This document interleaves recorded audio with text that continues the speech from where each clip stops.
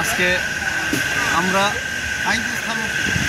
আগরতলা থেকে দিল্লি পর্যন্ত যে পেদল যাত্রা, এই পেদল যাত্রার অভিযানের অন্তিম দিন আজকে যন্তর মন্তরে আমাদের যে প্রদর্শনী, সেই প্রদর্শনীর মাধ্যমে আজকে সমাপ্তি ঘটবে এবং খুব শীঘ্রই আমাদের মহারাজা এবং আমাদের বিভিন্ন যারা এখানে পার্টির ব্যারিয়ার, পার্টির বাধা সেটাকে অতিক্রম করে যারা বিধায়করা আমার সাথে যে বিধায়ক মন্ত্রীরা এখানে যোগদান দেওয়ার উদ্দেশ্যে এসেছেন, ওনারা আসবেন।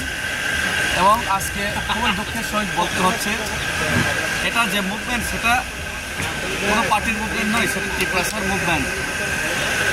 কিন্তু আজকে আমরা দেখতে পেলাম আমাদের আজকে এখানে এলইডি স্ক্রিন ব্যবহার করতে দেয়নি।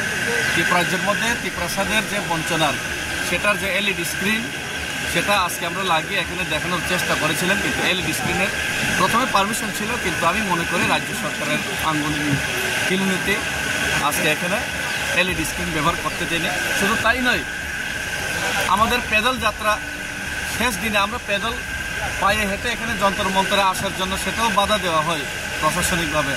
ওনারা পায়ে হেঁটে আসার অনুমতি দিল না এবং এরপরে ওনারা বাস ব্যবস্থা করবেন বলেছেন দিল্লি পুলিশ থেকে। সেই বাসটা ব্যবস্থা করার কথা ছিল, কিন্তু হঠাৎ করে ওনারা বাসও দিতে পারবেন না, পায়েও হেঁটে যেতে পারবেন না। এইভাবে আমাদেরকে আজকে এখানে আমাদের সাথে আমাদের যে ডেমোক্রেটিক গণতান্ত্রিক আন্দোলন সেটার মধ্যেও বাধা দেওয়ার চেষ্টা হলো এবং সেটা আমি মনে করি 110% সেটা রাজ্য সরকারে যারা বসে আছে, যেই নেতারা ত্রিপুরাসা বিরোধী, সেই ত্রিপুরাসা বিরোধী মনোভাব নিয়ে যারা বসেছেন সেই নেতাদের আঙ্গুলি হিল নিতেই আজকে ত্রিপুরাসাদের গণতান্ত্রিক মুভমেন্টে পর্যন্ত আজকে বাধা দেওয়া হলো।